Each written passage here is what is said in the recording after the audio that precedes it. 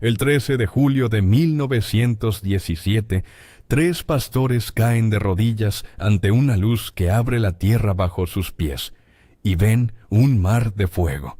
Un año antes, otra figura sin nombre público ya los había preparado en secreto, y casi nadie recuerda bien esa primera visita. Hoy, con guerras que vuelven a amenazar Europa y familias enteras alejadas de la oración, esa escena regresa a la conversación. Este video muestra qué vieron exactamente los niños de Fátima y qué papel jugó un ángel antes de que la Virgen apareciera. Al final aparece la frase que un papa pronunció en ese mismo lugar, casi un siglo después, y que pocos fieles conocen. Todo comienza en la primavera de 1916, en Cova da Iria, cerca de la aldea de Fátima, en Portugal. Lúcia dos Santos, de 9 años, junto a sus primos Francisco y Jacinta Marto, de 8 y 6 años, cuidan ovejas cuando una figura luminosa se presenta ante ellos. Se identifica como el Ángel de Portugal, también llamado Ángel de la Paz. No trae mensajes espectaculares. Enseña una oración concreta de reparación y pide a los niños que la repitan con frecuencia. Vuelve 2 veces más ese mismo año, y en la tercera aparición lleva en las manos un cáliz con una hostia suspendida sobre él. Da la comunión primero a Lúcia y luego reparte el cáliz entre los 3. Este episodio quedó documentado por la propia Lúcia dos Santos en sus memorias, escritas décadas después bajo obediencia a sus superiores eclesiásticos y publicadas con aprobación de la Iglesia.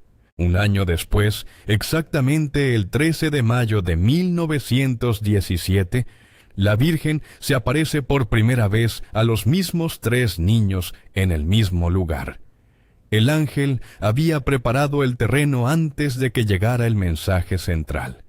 Ese mensaje central llega 2 meses después, el 13 de julio de 1917, durante la tercera aparición mariana. Según el relato que Lúcia dos Santos escribió bajo mandato de su obispo, la Virgen abre las manos y un rayo de luz penetra la tierra, dejándola transparente ante los 3 niños. Lúcia describe un mar de fuego, demonios con formas de animales espantosos y desconocidos, y almas humanas envueltas en llamas negras que suben y caen entre gritos y gemidos de dolor. La visión dura apenas unos segundos, pero Jacinta Marto, la más pequeña de los 3, quedará marcada por ella durante el resto de su corta vida, según relatan testigos que la conocieron después. La Iglesia reconoció oficialmente las apariciones de Fátima en 1930, tras una investigación diocesana rigurosa. Francisco y Jacinta Marto fueron canonizados por el Papa Francisco el 13 de mayo de 2017, exactamente 100 años después de la primera aparición. Lúcia dos Santos, fallecida en 2005, tiene actualmente su causa de beatificación en curso en Roma. La visión del abismo no quedó como anécdota privada, quedó como parte de un mensaje que la Iglesia examinó, aprobó y transmitió durante más de un siglo. Aquí es necesario marcar una distinción que el propio magisterio de la Iglesia exige. Lo que ocurrió en Fátima es una revelación privada, no una nueva verdad de fe añadida al depósito revelado en la Escritura. El Catecismo de la Iglesia Católica explica que las revelaciones privadas no pueden mejorar ni completar la revelación definitiva de Cristo, aunque pueden ayudar a vivirla con más plenitud en una época concreta. La visión del abismo mostrada a los 3 pastores no describe un lugar geográfico con coordenadas, como una gruta o un pozo. Describe, según la interpretación que la propia Iglesia acompañó desde 1930, una realidad espiritual, la posibilidad real de la condenación eterna para quienes rechazan la conversión. La Virgen, en el mismo instante de la visión, según el testimonio de Lucia, pide oración y sacrificio por los pecadores, precisamente para que menos almas terminen en ese abismo. El ángel que un año antes había enseñado la oración de reparación no aparece físicamente vigilando ninguna entrada. Su función, leída junto al resto del mensaje, es distinta: preparar a los niños para resistir espiritualmente lo que estaban a punto de ver. El mensaje no terminó en la visión del fuego.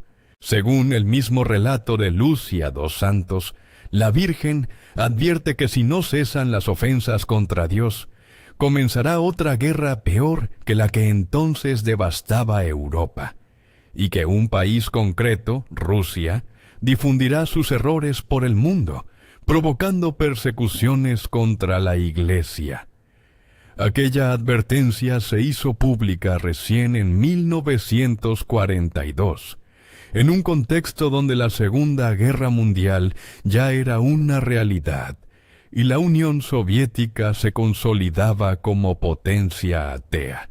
El 25 de marzo de 1984, el Papa Juan Pablo II consagró el mundo al Inmaculado Corazón de María en unión con los obispos de todo el planeta, cumpliendo lo que la Iglesia interpretó como la petición hecha en Fátima.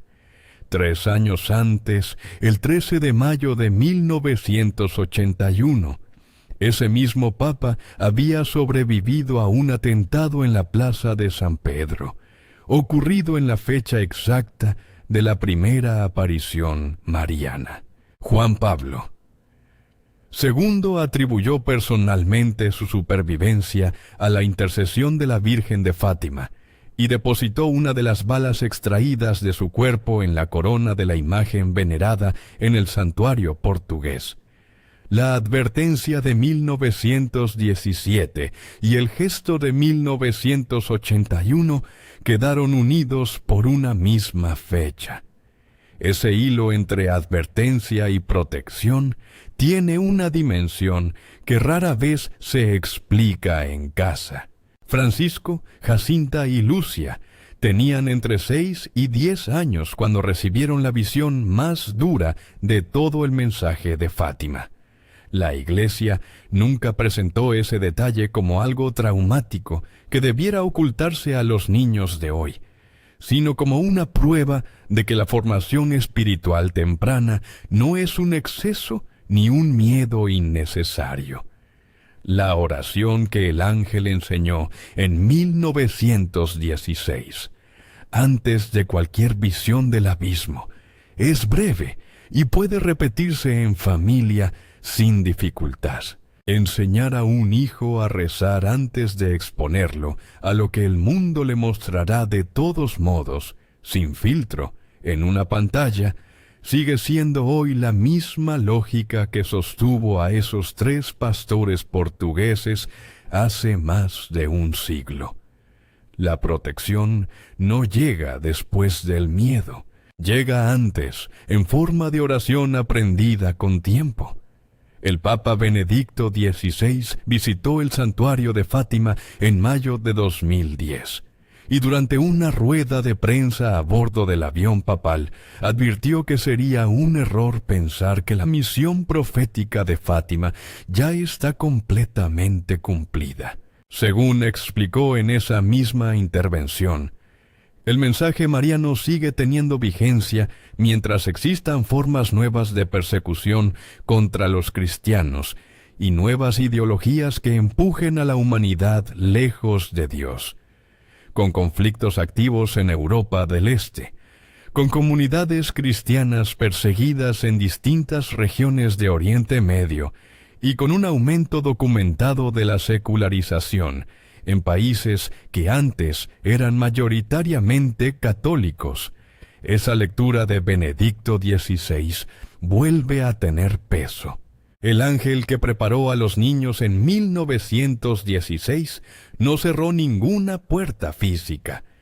Preparó a 3 pastores para sostener con oración la posibilidad real de que muchas almas elijan libremente ese abismo, y para pedir, con la misma oración, que sean menos las que lo hagan. La gruta de Cova da Iria no guarda ninguna entrada subterránea. Guarda la memoria de 3 niños que vieron algo que ningún adulto de su aldea había visto, y que pasaron el resto de su vida pidiendo que otros no lo vieran nunca. ¿Crees que el mensaje de Fátima sobre la conversión y la oración sigue vigente hoy? ¿O piensas que su cumplimiento quedó cerrado en el siglo XX? Te leo en los comentarios.